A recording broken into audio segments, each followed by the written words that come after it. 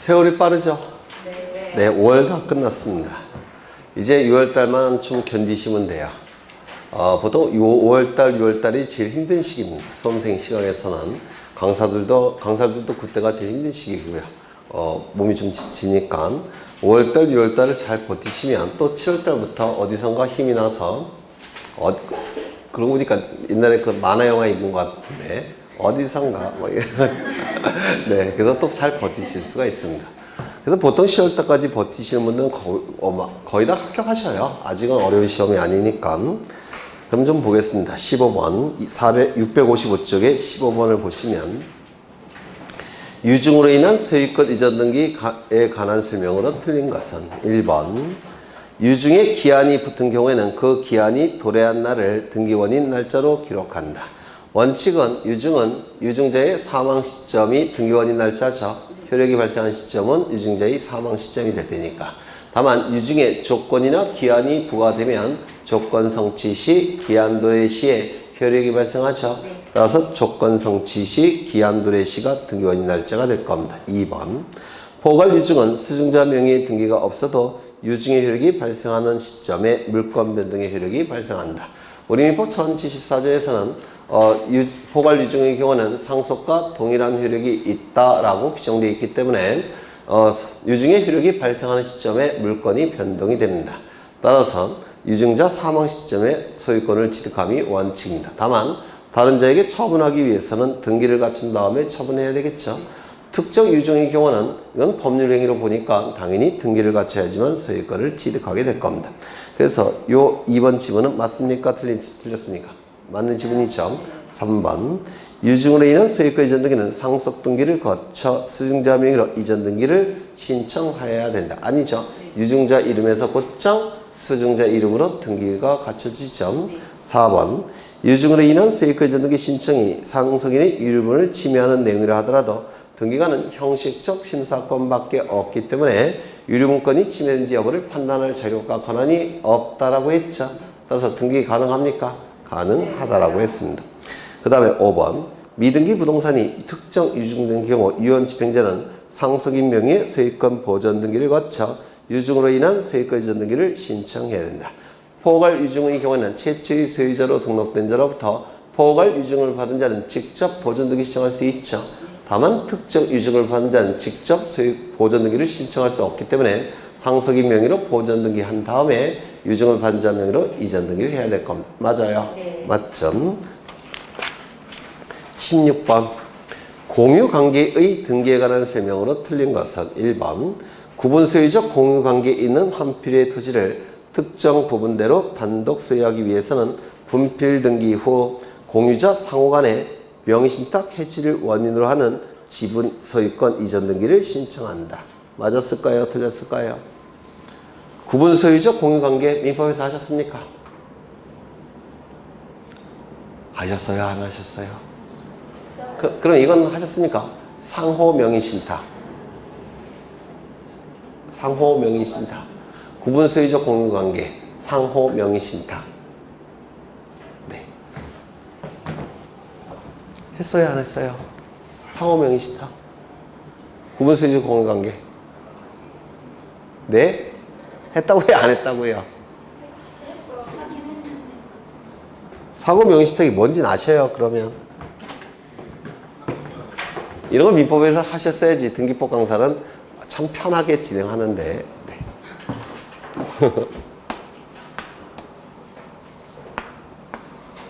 이거는 100번지 토지고요.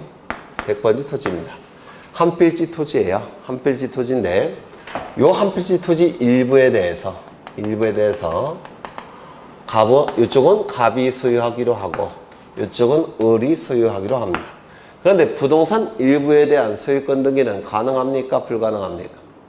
부동산 일부에 대해서 소유권 등기는 허용되지 않죠. 부동산 일부에 대한 용의권 등기는 가능하지만 부동산 일부에 대한 소유권 등기, 전환권 등기, 가압류 가춤 등기는 허용되지 않죠. 맞아요. 그러면 이거 등기할 수 있습니까? 없습니까? 없어요. 그렇죠. 그러면 어떻게 등기하느냐면 이렇게 등기합니다.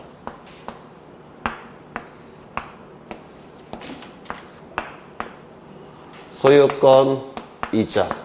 그 다음에 공유, 값 2분의 1, 을 2분의 1 이렇게 등기를 하더라는 겁니다. 이 등기를 뭐라고 부르냐면 구분소유적 공유관계 또는 상호명의신탁이라고 불러요. 그러면 이것이 의미하는 바가 뭐냐면 이쪽은 다 갑소유죠. 그렇죠. 그러면 이 안에 더 이상 쪼개질 수 없는 가장 작은 점들로 구성되었다고 봤을 때 이 점들을 확대해 보면 전부 다 누가 가는 겁니까? 값. 맞아요. 그 다음에 이쪽에 있는 점들은 전부 다 누가 갖는 겁니까? 을이 같죠. 모든 점들은 전부 다 을이 가질 겁니다. 그래서 확대를 해보면 이렇게 될 거예요. 을. 맞아요. 그런데 등기부에는 이렇게 등기가 됐다는 겁니다. 이것이 의미하는 바는 뭐죠? 요게 그 부동산의 전부 모든 점들은 이렇게 등기가 된 거죠. 갑, 을. 맞아요. 이렇게 등기가 된 거죠.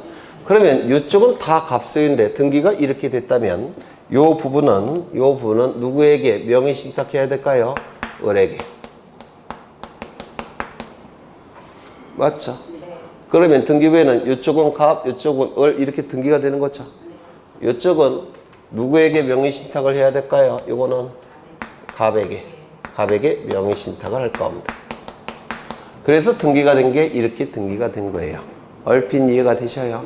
이걸 뭐라고 부르냐면 한 필지 토지를 구분해서 소유한다고 해서 구분 소유다 이렇게 얘기하고요. 구분해서 소유하는데 등기부에는 공유로 등기하고 있죠. 구분 소유적 공유관계라고 부르고요. 또는 양쪽에 전부 다 일부씩 다른 자에게 명의신탁했죠. 그래서 이렇게 등기된 겁니다. 상호 명의신탁 이렇게 불러요. 그래서 구분 소유적 공유관계, 상호 명의신탁은 같은 뜻입니다. 이거 이해가 되실까요? 되셔요? 안 되셔요? 솔직히. 이쪽은 전부 다 갑소유인데 이렇게 등기가 되니까 이쪽 부분을 을에게 명의신탁한 것이고 이쪽은 전부 다 을소유인데 등기부에는 이렇게 됐으니까 이쪽 부분을 갑에게 명의신탁한 겁니다. 그래서 상호 간에 명의신탁이 이루어진 겁니다. 그래서 상호 명의신탁 이렇게 부르고요. 또한 한 필지 토지를 구분해서 소유하고 있는데 등기부에는 공유로 등기됐다고 해서 구분소유적 공유관계 이렇게도 불러요. 구분소유적 공유관계, 상호 명의신탁 같은 뜻입니다. 되셨나요? 그러면 이때 이 토지를 이제 공유관계를 해제하겠다는 겁니다. 공유관계를. 그러면 이렇게 토지를 분할해야 되겠죠. 토지를 이렇게 분할을 할 겁니다. 공유관계를 해제한다면. 맞아요.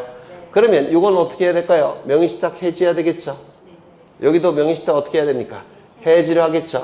그러면 여기는 다시 누가 들어옵니까? 갑. 여기는 다시 누가 들어옵니까? 을. 그래서 이쪽 부분은 전부 다 갑과 이쪽 부분은 전부 다 을. 100번지 토지는 갑과 100의 1번지 토지는 을. 이렇게 되더라는 겁니다. 그럼 다시 한번 읽어보시죠. 구분소유적 공유관계에 있는 한 필지 토지를, 여기까지 이해가 되십니까? 구분소유적 공유관계에 있는 한 필지 토지를 특정된 부분대로 단독 소유하기 위해서는 특정된 부분대로 단독 소유하기 위해서는 분필 등기를 한 다음에 가운데를 쪼갠 다음에 공유자 상호 간의 명의신탁을 어떻게 한다고요? 해지를 해야 되더라는 겁니다. 명의신탁을 해지했으니까 지분 이전 등기 돌려줘야 되겠죠? 지분 이전 등기를 통해서 돌려주더라는 겁니다. 얼핏 이해가 되셔요? 네. 이게 굉장히 어려운 개념입니다. 부동산 실권리자 명의 등기에 관한 법률에서 민사특별법에서 공부를 하셔야 돼요. 이거 민법에서도 공부하셔야 되는 겁니다. 민법에서 2번을 보시죠. 토지에 대한 공유물 분할 약정으로 인한 소유권 이전 등기는 공유자가 공동으로 신청할 수 있다. 이거 맞았을까요? 틀렸을까요?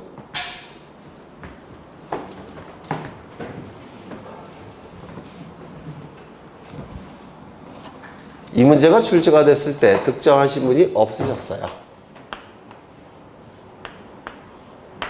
여기 한 필지 토지가 있는데 소유자는 누구냐면 등기부에는 이렇게 등기가 됐다는 겁니다.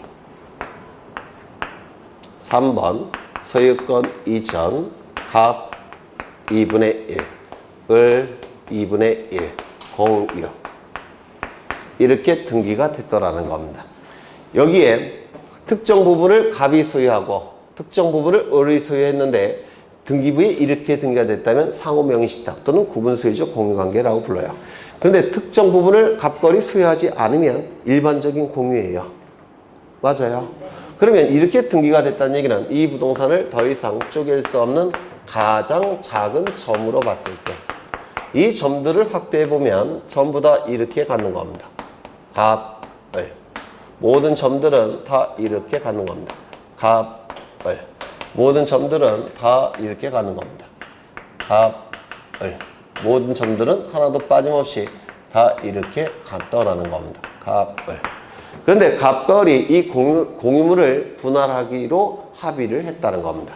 어떻게 분할하기로 합의했느냐면 이렇게 분할하기로 합의를 했더라는 겁니다. 이렇게 분할해서 이쪽은 갑이 갖기로 하고 이쪽은 을이 갖기로 했더라는 겁니다.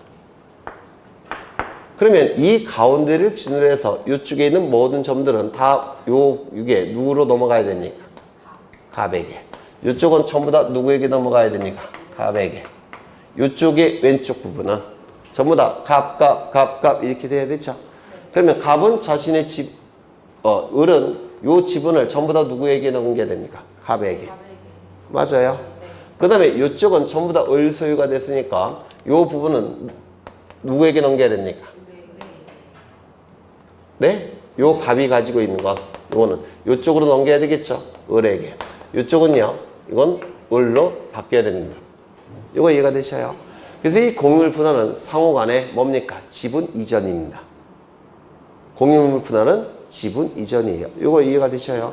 그러면 이건 여기는 다 갑으로 채워질 테고 여기도 갑으로 채워질 테고 이쪽에 오른쪽은 전부 다 을로 채워질 테고 을로 채워지지 않겠습니까? 이걸 기준으로 해서. 맞아요. 그럼 상호 간에 지분을 맞교환하는 겁니다. 그래서 공유물 분할은 지분의 맞교환이에요. 그럼 무슨 등기 신청할까요? 지분 이전 등기를 신청할 겁니다. 그러면 이쪽에 요 지분이 다 갑에게 넘어가니까 이익이 발생한 자는 누굽니까? 갑 등기 권리자. 불이익이 발생한 자는 누굽니까? 을 등기무자. 이것도 마찬가지겠죠. 이익이 발생한 자는 누굽니까? 갑 등기 권리자. 을 등기무자. 여기는 마찬가지로 누가 이익이 발생합니까? 을 등기 권리자. 갑 등기무자. 여기도요. 을 등기 권리자. 갑 등기무자입니다. 전부 다 공동 신청을 통해서 등기가 실행이 됩니다. 이거 이해가 되실까요? 되셨죠? 그럼 다시 한번 읽어보죠. 토지에 대한 공유물 분할 약정으로 인한 소유권 이전 등기는 공유자가 다 공동으로 등기를 신청하는 겁니다. 이거 이해가 되셔요? 되셔야 됩니다. 3번 등기된 공유물 분할 금지 기간을 단축하는 약정에 관한 변경 등기는 공유자 전원에게 이해관계가 있을까요? 없을까요? 있죠. 공유자 전원에게 영향을 미치죠. 따라서 공유자 전원이 공동으로 신청하는 겁니다. 이거 이해가 되실까요? 되셨죠? 4번 공유자 중 1인이 지분 포기로 인한 소유권 이전 등기는 공유지분권을 포기하는 공유자는 등기의무자가 되겠죠. 그럼 포기된 지분을 취득하는 자가 있겠죠. 그 자는 등기권리자. 따라서 단독입니까? 공동입니까? 공동 신청이 되는 겁니다. 5번 등기된 공유물 분할금지 기간 약정을 갱신하는 경우. 그러면 분할금지 기간이 갱신이 된다면 그 갱신은 모든 공유자에게 영향이 있습니까? 네. 모든 공유자에게 영향을 미치죠. 따라서 모든 공유자 전원이 공동으로 신청하는 겁니다. 이거 이해가 되실까요? 네. 그래서 굉장히 어려웠던 문제죠. 네, 보통은 민법 지식이 아주 높으신 분들은 풀 수 있었던 거고 민법 지식이 아주 높지 않은 분들은 풀기가 힘들었던 문제입니다. 특정하신 분은 거의 안 계셨던 문제였어요. 이 문제도 틀리라고 냈던 문제예요. 그 다음에 17번을 보겠습니다. 공동소유에 관한 등기에 관한 설명으로 옳은 것은 1번 합의 지분에는 합의 등기에는 합의 지분이 기록된다 안 된다? 안 된다. 틀렸죠. 2번 농지에 대하여 공유물 분할을 원인으로 하는 소유권 이전 등기를 신청할 경우 농지증 첨부할까요? 안 첨부할까요? 첨부하지 않죠. 이 농지증은 농지에 대해서 자신의 의지로 새롭게 취득할 때만 농지증 첨부하죠. 그럼 공유물 분할은 새롭게 취득하는 겁니까? 아닙니까? 아니죠. 지분으로 가지고 있던 것을 현물로 전환시켜서 갖게 되는 거죠. 네, 새롭게 취득하는 게 아니니까 농지증 첨부하지 않을 겁니다. 그 다음에 3번 미등기 부동산의 공유자 중 1인은 자기 지분만에 대해서 보존등기 신청할 수 있다 없다? 없다. 그러면 전원 명의로 보존등기 신청할 수 있습니까? 네. 있겠죠. 상속등기는 논리가 똑같죠. 상속인 1인은 자신의 지분만에 대해서 상속등기 신청할 수 없지만 전원 명의로 상속등기 신청은 가능하다고 했죠. 그런데 포괄유증은 얘기가 달라지죠. 포괄유증을 받은 자 1인은 자신의 지분만에 대한 포괄유증으로 인한 지분이전 등기를 신청할 수 있다 없다? 있다. 그렇죠. 4번을 보십니다. 4번 갑구 순위번호 2번에 기록된 A의 공유지분 4분의 3 중 절반을 B에게 이전하는 경우 등기 목적란에 2번 A 지분 4분의 3 중 일부 그리고 가로 안에는 취득자가 취득하는 지분을 표시한다고 했죠. 그러면 4분의 3 중 절반이 가로 안에 들어가야 돼요. 얼마가 들어가야 될까요? 8분의 3. 아까 설명드렸죠? 네, 그걸 얘기하는 겁니다. 이것도 특정하신 분이 없으셨어요. 그걸 왜 아냐면 이 문제 후에 공시법 선생님들한테 전화가 상당히 많이 왔어요. 이 답이 뭐냐? 네, 이렇게. 네, 그래서 어려웠던 문제입니다. 그 다음에 5번. 법인 아닌 사단 A 명의의 부동산에 관해 A와 B의 매매를 원인으로 한 이전 등기를 신청하는 경우 특별한 사정이 없는 한 사원 총회 결의가 있음을 증명한 정보를 A가 첨부 제출해야 된다. 맞습니까? 틀렸습니까? A 명의 부동산에 대해서 B와 매매를 원인으로 이전 등기 신청했죠. 등기 의무자는 누굽니까? A. 등기 권리자는 누굽니까? B. 사원총회 처분 결의서는 누구만 첨부한다고 했죠? 등기 의무자만 첨부한다고 했죠. 등기 권리자는 첨부한다 안 한다? 안 한다. 강조해드린 거죠. 따라서 정답은 5번. 18번 소유권 등기에 관한 설명으로 틀린 것은 1번 소유권 보존 등기 신청인이 그의 소유권을 증명하기 위한 판결은 그가 소유자임을 증명하는 확정 판결이면 족하다. 맞습니까? 이 보존 등기를 신청할 수 있는 판결은 판결의 종류를 따진다, 따지지 않는다, 따지지 않는다. 기억나셔요? 이행 판결이건 확인 판결이건 형사 판결이건 판결 이후에 소유자임이 표시가 되어 있다면 그 판결을 가지고 보존 등기 신청할 수 있다라고 지난주에 보셨죠? 2번 소유권 보존 등기를 할 때는 등기원인과 날짜를 기록한다, 기록하지 않는다, 기록하지 않는다. 3번 공유물의 소유권 등기에 부기된 분할금지 약정의 변경 등기는 공유자 전원의 이해관계와 연관되어 있다고 했죠. 따라서 1인이 등기 신청할 수 있습니까? 없습니까? 없어요. 전원이 공동으로 신청해야 됩니다. 맞아요? 그렇죠. 4번 미등기 건물의 건축물 대장의 최초의 소유자로 등록된 자로부터 포괄 유증을 받은 자는 그 건물에 관한 보존등기 신청할 수 있습니까? 있죠. 특정 유증을 받은 자는 보존등기 신청할 수 있습니까? 없죠. 그럼 특정 유증을 받은 자는 상속인 명의로 보존등기 한 다음에 이전 등기를 갖춰야 되겠죠. 앞에 나왔던 거예요. 그 다음에 5번 법원의 미등기 부동산에 대한 소유권의 처분 제한 등기를 촉탁한 경우 등기관은 직권으로 소유권 보존 등기를 하여야 한다. 맞았습니까?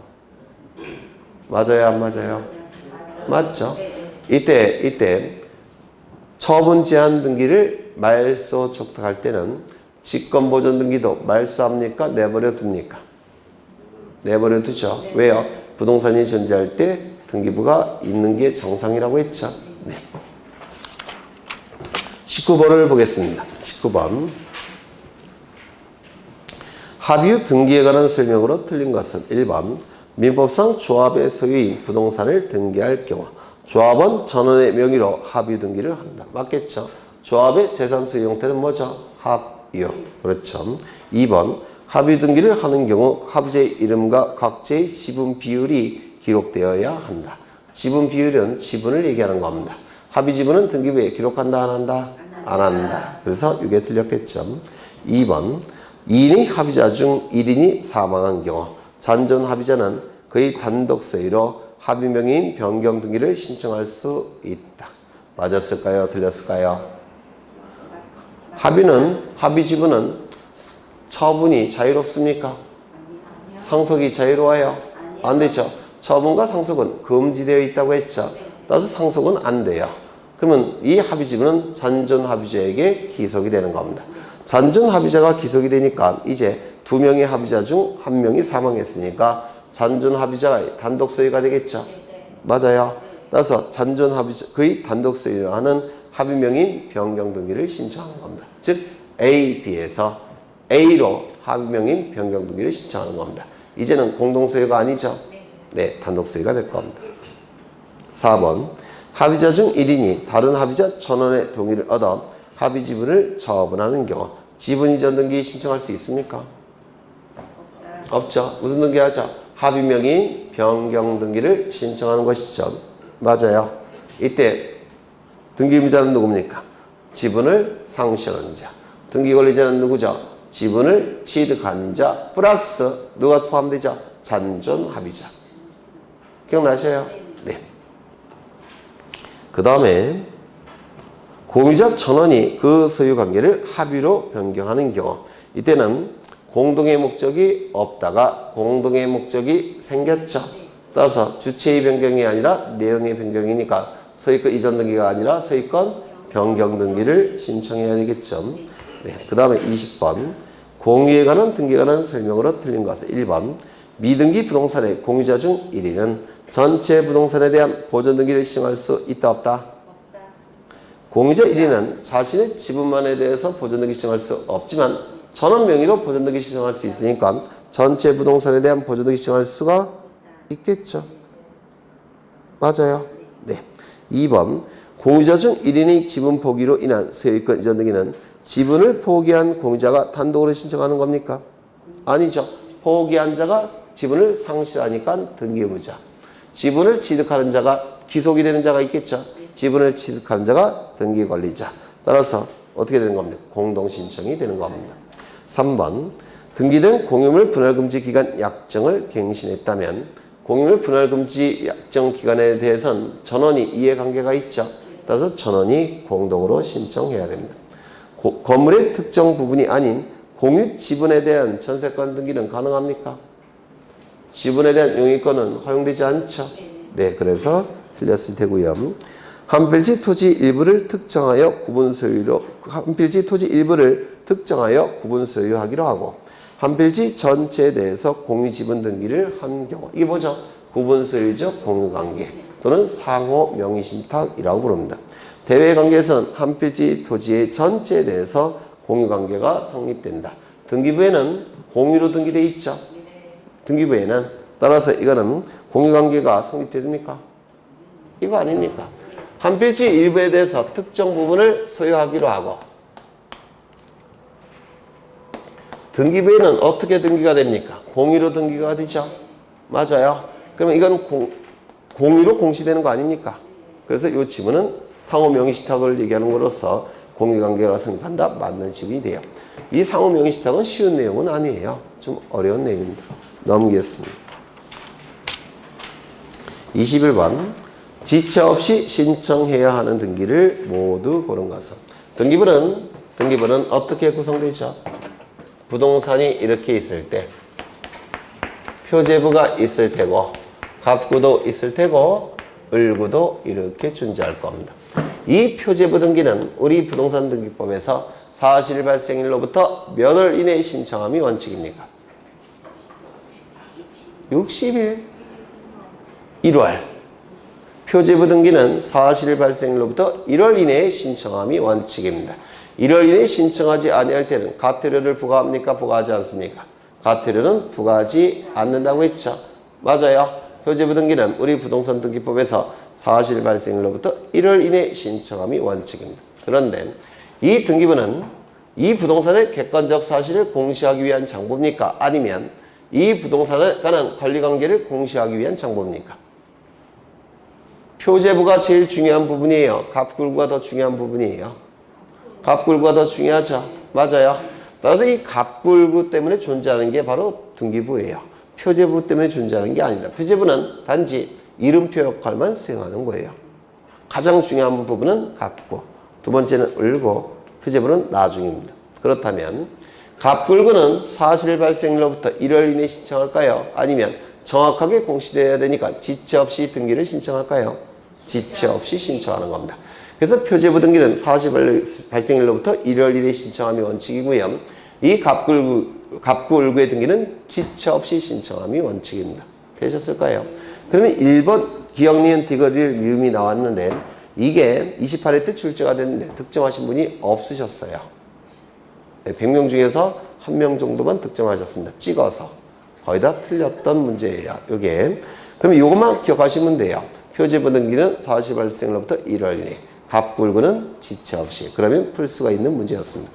기억부터 보겠습니다. 기억. 예전에 2번 정도 설명을 드린 적이 있는데요. 갑은 건물을 신축합니다. 건물을 신축했어요. 그러면 신축한 자가 소유권을 취득하겠죠. 맞습니까? 그런데 이 소유자가 이 보존 등기를 신청하지 않은 상태이기 때문에 아직은 미등기 상태입니다. 미등기 상태예요. 이때 이 갑은 채무를 부담합니다. 즉 채무자입니다. 그러면 어딘가에 채권자가 있겠네요. 네, 어딘가에 채권자가 있을 겁니다.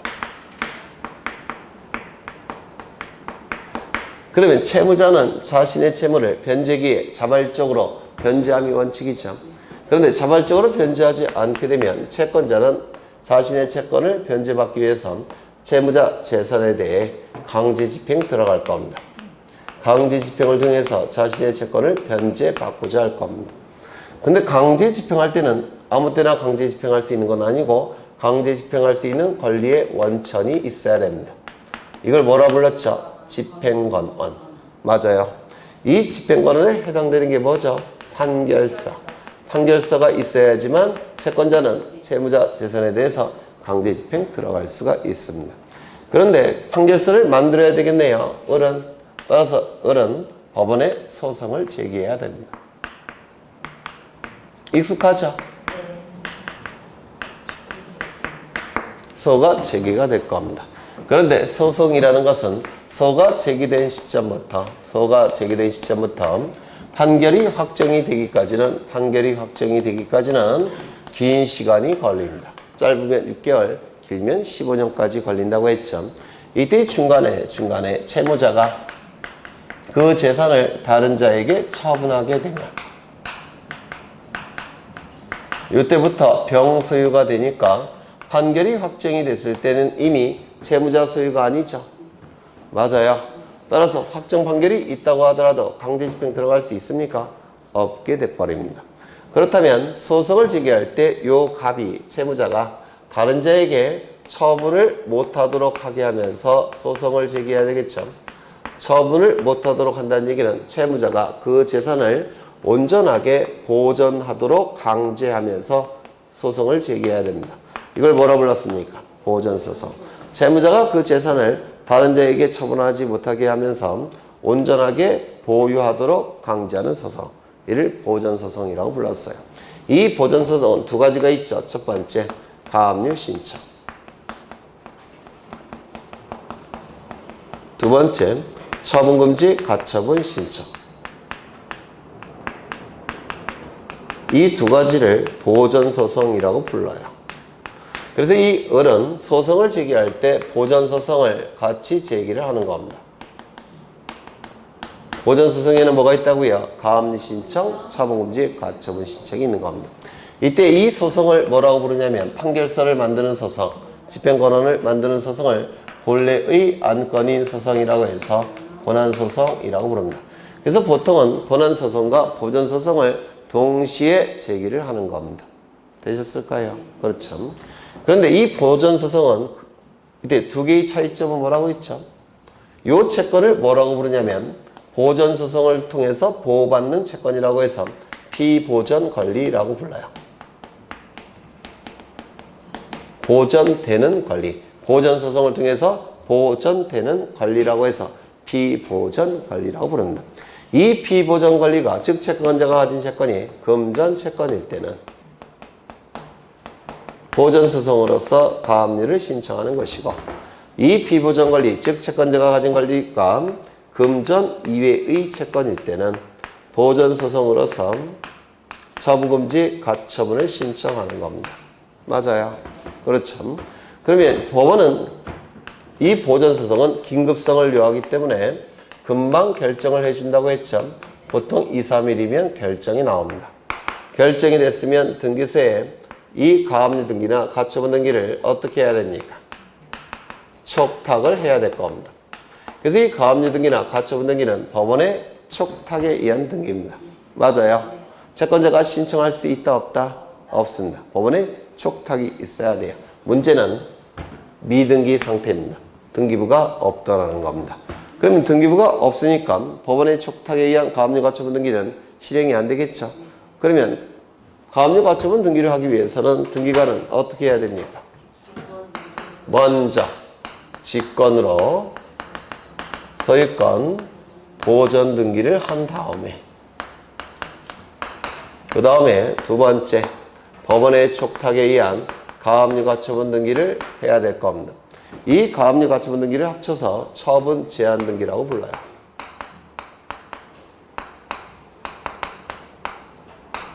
이때 이 가압류 경우에는 무슨 등기가 될까요? 가압류 등기가 실행이 될 테고 법원의 촉탁에 의해서 권리자는 누굽니까? 을. 그 다음에 가처분의 경우에는 보통 이게 너무 길어서 여기서부터 여기까지 생략을 합니다. 그래서 등기부에 기록이 될 때는 가처분 등기 이렇게 기록이 돼요. 가처분. 이렇게 기록이 됩니다. 이렇게 등기가 실행이 됩니다. 이때 등기관이 직권으로 보전 등기를 해서 등기부를 만들었죠. 만약에 갑이 보전 등기를 신청한다면 이 건물에 대한 건축법상의 사용 승인을 받은 다음에 보전 등기 신청하겠죠. 그런데 이 직권에 의한 보전 등기는 소유자가 신청한 게 아니라 을을 보호하기 위해서 등기관이 어쩔 수 없이 직권으로 보전 등기한 경우죠. 따라서 건축법상 사용 승인을 받지 못한 경우가 있을 수 있겠습니까? 있을 수 있습니다. 왜? 소유자가 신청한 보전 등기가 아니니까. 따라서 직권에 의한 보전 등기를 할 때 건축법상 사용 승인을 받지 못한 경우가 있을 수가 있어요. 그럼 건축법상 사용 승인을 받지 못했다면 표제부에 건축법상 사용 승인을 받지 못했다는 사실을 기록을 해야 됩니다. 그래야지만 제3자에게 손해가 발생하지 않을 수가 있습니다. 이거 이해가 되셔요? 그래서 건축법상 사용 승인을 받지 못했다면 그 사실을 표제부에 기록을 해야 됩니다. 그럼 나중에라도 건축법상 사용 승인을 받는 경우가 있겠죠. 그러면 나중에 사용 승인을 받았다면 표제부에 기록된 내용은 어떻게 해야 될까요? 없애야 될 겁니다. 맞아요. 따라서 건축법상 사용 승인을 받았다면 소유권의 등기명의인은 이 등기를 말소시켜야 됩니다. 이거는 표제부에 기록되는 등기니까 기한이 얼마일까요? 1월 이내에 말소 등기를 신청해야 됩니다. 이건 표제부 등기니까 단독 신청일까요? 공동 신청일까요? 단독 신청에 의해서 이루어지게 될 겁니다. 여기까지 되셨을까요? 그러면 이제 직권에 의한 보전 등기가 된 다음에 촉탁에 의한 가압류 가처분 등기가 실행이 됐습니다. 그러면 이제 가압류 가처분 등기가 실행이 된 다음에 여기에 가압류 등기나 가처분 등기가 실행된 다음에 갑은 채무자는 이 재산을 다른 자에게 처분할 수 있습니까? 없습니까? 네. 처분 제한 등기가 이루어진 다음에 채무자는 그 재산을 처분할 수 있습니까? 없습니까? 있어요. 왜냐하면 이 채권자는 100% 승소 판결을 받는다는 보장은 없습니다. 승소 판결을 받는다는 보장도 없는 상태에서 갑의 처분 권능을 박탈하게 되면 나중에 패소 판결을 받았을 때 이 채무자는 너무 큰 손실이 발생합니다. 따라서 여기에 금지라는 용어는 쓰고 있지만 금지의 의미는 없습니다. 금지의 의미는 없고 제한의 의미만 있다 이렇게 얘기합니다. 그렇다면 가압류 가처분 등기가 실행이 된 다음에도 처분은 가능합니다. 처분이 가능하니까 이제 매매 계약을 체결하고 그리고 소유권 이전 등기도 가능합니다. 그러면 병은 소유권을 취득합니다. 따라서 이 시점부터는 소유자가 누굽니까? 병이 소유자예요. 그리고 본안소송은 계속 진행이 될 겁니다. 그리고 이 시점에 채권자 을이 승소 판결이 나왔고 그 판결이 확정이 됐더라는 겁니다. 현재 저 부동산의 소유자 누굽니까? 병. 맞아요. 이때 판결서가 나왔으니까 이제 채권자는 판결서를 가지고 강제 집행할 수 있습니까? 있겠죠. 그러면 강제 집행하는 방법은 뭐냐면 강제 집행하는 방법.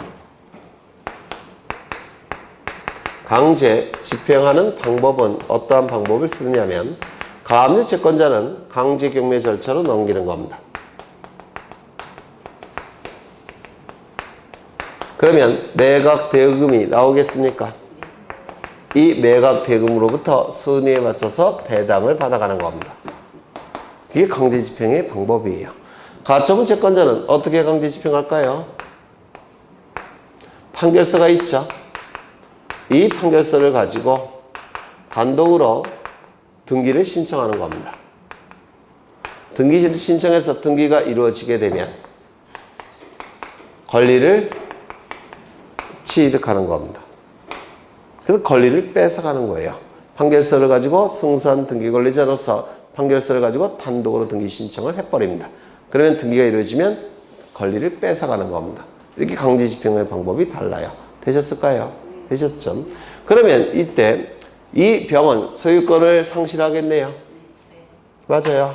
그러면 이때 병은 강제 집행을 진행하고 있는 요 을에게, 강제 집행을 진행하고 있는 을에게 자신의 권리 취득을 주장할 수 있다, 없다? 없습니다. 권리 취득을 주장할 수가 없어요. 결국은 병은 권리를 뺏기는 겁니다. 되셨을까요? 가처분 가압류 등기를 통해서 이미 경고를 한 겁니다. 나중에 권리를 뺏길 수 있다는 것을. 그럼에도 불구하고 권리를 취득했다면 뺏겨도 할 말이 없을 겁니다. 그런데 돈을 받아 가신 요 갑에게는 권리 취득을 주장할 수가 있습니다. 뭐 대항한다 같은 뜻이에요. 대항할 수 있다는 겁니다. 그럼 이것이 의미하는 바는 뭐냐면 이 병은 권리 취득을 전 소유자에게 주장할 수 있다는 걸 뭘 얘기하냐면 이때 병은 결국은 권리를 뺏겼죠. 소유권 뺏겼죠. 그러면 손해배상을 갑에게 할 겁니다. 그 손해배상 금액의 기준은 매매 대금이 기준이 아니라 을이 소유권자라는 걸 전제로 해서 소유권을 기준으로 손해배상 금액의 범위가 결정이 되는 거예요. 예를 들어서 매매 대금이 10억인데 나중에 요 병이 소유권 등기를 할 때는 얼마로 올랐느냐면 15억 원으로 올랐다는 겁니다. 그럼 권리를 어차피 뺏겼으니까 손해배상을 갑에게 해야 되겠죠. 그럼 얼마를 기준으로 손해배상을 청구할까요? 소유권 취득을 주장할 수 있으니까 15억을 기준으로 배상을 청구하는 겁니다. 이게 갑에게 소유권 취득을 주장할 수 있다 이렇게 얘기하는 겁니다. 소유권을 기준으로 배상 금액이 결정이 되더라는 겁니다. 그러면 소유권 취득 여부가 상대에 따라서 달라지고 있네요. 맞아요. 이걸 뭐라고 부르냐면 처분 제한 등기의 상대적 효력 이렇게 불러요. 그래서 이 처분 제한 등기는 금지의 의미는 없고 상대에 따라서 효력이 달라지고 있기 때문에 이 처분이 제한될 뿐이다 이렇게 얘기를 하는 겁니다. 되셨을까요? 그렇다면 이제 기억을 보십니다. 건축법상 사용 승인을 받아야 할 건물임에도 사용 승인을 받지 못했다는 사실이 기록된 소유권 보존 등기가 된 후에 사용 승인이 이루어진 경우 그 건물 소유권의 등기 명인이 해야 할 사실에 관한 기록의 말소 등기는 몇 월 이내에 1월 이내에 신청을 하는 겁니다. 근데 이 문제가 28회 때 출제가 됐는데 이 내용이 보통 중개사 공시법 교재에 있을까요? 없을까요? 있었을까요? 없었을까요? 없었어요. 그래서 틀리라고 냈던 문제입니다. 어느 출판사건 이 내용이 있는 책은 없었습니다. 그럼 이 내용을 모른다고 하더라도 문제를 풀 수 있어야 되는데 거기 보시면 세 집줄에 그 사실에 관한 기록에 말소 등기 이렇게 돼 있죠. 객관적인 사실이 기록되는 부분은 표제부입니까? 각골구입니까? 표제부예요. 따라서 표제부 등기니까 사실 발생일로부터 몇 월 이내에 신청함이 원칙입니까? 1월 이내 이렇게 풀 수밖에 없었던 문제예요. 그렇죠. 니은을 보시면 집합 건물에 있어서 규약에 따른 공용 부분이라는 뜻의 등기가 이루어진 후에 그 규약이 폐지가 됐다면 전유분으로 복귀가 되죠. 따라서 소유권을 취득하는 자는 지체 없이 무슨 등기 신청한다고요? 보전 등기를 신청한다고 했죠. 기억나셔요? 이건 갑구에 기록되는 등기니까 1월 이내겠습니까? 지체 없이겠습니까? 지체 없이. 3번 디귿번. 존재하는 건물이 전부 멸실된 경우, 건물이 있다가 건물이 없어졌다는 겁니다. 그러면 표제부에 멸실된 사실, 원인, 날짜를 기록하는 멸실 등기를 신청해야 되죠. 멸실 등기는 표제부 등기니까 원칙에 사실 발생일로부터 1월 이내에 신청해야 될 겁니다. 맞아요. 그런데 조심하셔야 될 것은 건물이 있다가 없어지면 없어진 날로부터 1월 이내에 신청할 텐데요. 처음부터 존재하지 않는 건물에 대해서 등기부가 있다는 겁니다. 이때도 무슨 등기 신청한다고 했죠? 멸실 등기. 부존재 건물에 대해서도 멸실 등기 신청해요. 그러면 부존재 건물의 경우는 건물이 있다가 없어진 게 아니니까 없어진 날로부터 1월 이내라는 문구를 쓸 수가 있습니까? 없습니까? 없다고 했죠. 따라서 부존재 건물에 대한 멸실 등기는 1월 이내가 아니라 뭐라고 했죠? 발견 후 지체 없이. 기억나셔요? 부존재 건물에 대한 멸실 등기는 지체 없이 신청을 하는 겁니다. 그 다음에 리을을 보시면 촉탁이나 직권에 의한 신탁 등기에 해당하는 경우를 제외하고는, 이건 예외인데요. 지난주에 말씀드렸죠. 신탁 등기는 수탁자의 단독 신청. 신탁 등기의 말소 등기도 수탁자의 단독 신청. 신탁 등기의 말소 회복 등기도 수탁자의 단독 신청. 신탁 등기의 변경 등기도 수탁자의 단독 신청이 원칙이라고 했죠. 맞아요. 근데 예외적으로 촉탁이나 직권에 의한 경우도 있긴 있어요. 근데 이거는 너무 어려워서 보통 우리 시험에서 물어보기 힘들어요. 이걸 수험생들이 모르실까봐 요 예외적인 걸 처음부터 제외하고 이렇게 표현을 한 겁니다. 맞아요. 제외하고 이렇게 친절하게 가르쳐 준 겁니다. 이때 신탁재산의 운용을 위한 방법이 변경된 때는 수탁자가 해야 할 신탁원부의 기록에 변경 등기. 신탁 등기는 어떻게 한다고 했죠?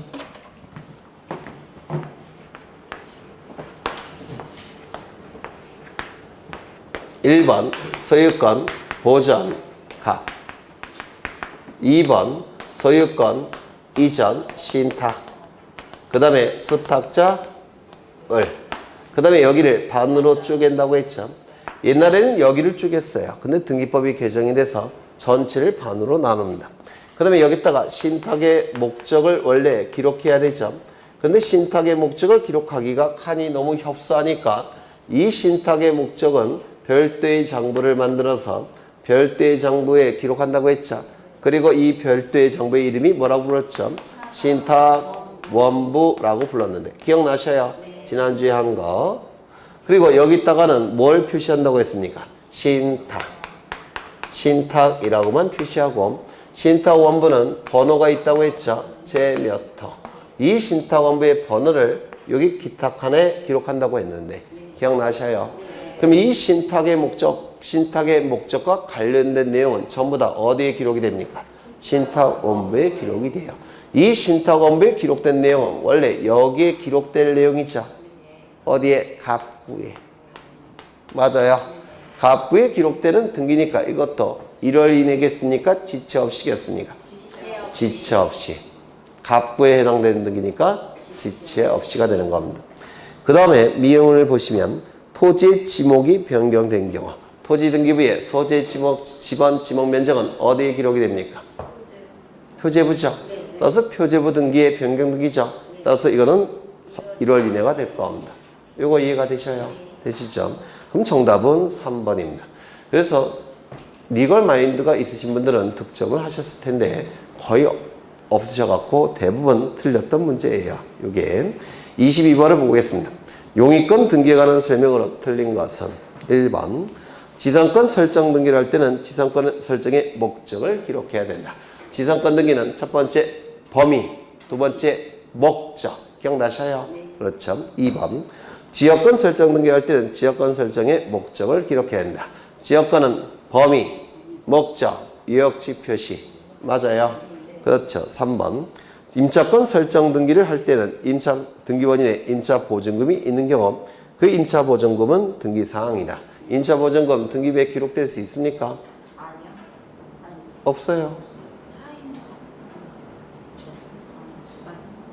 등기 사항은 두 가지가 있어요. 필요적 기록사항, 임의적 기록사항. 맞아요. 그러면 이 임차권 등기에서 필요적 기록사항은 뭐죠? 차임과 범위. 임의적 기록사항은 뭐죠? 뭐죠? 돈의 의미가 있는 건 임의적 기록사항이라고 했죠. 임차 보증금은 돈의 의미가 있지 않습니까? 임의적 기록사항이죠. 그러면 필요적 기록사항인 것, 임의적 기록사항인 것, 등기부에 기록하는 사항이죠. 네, 그래서 맞는 지분이에요. 그런데 조심할 게 있습니다. 채권적 전세라는 거 들어보셨습니까? 채권적 전세권 들어보셨어요? 이건 좀 쉬었다 하겠습니다. 잠시 쉬었다 하겠습니다.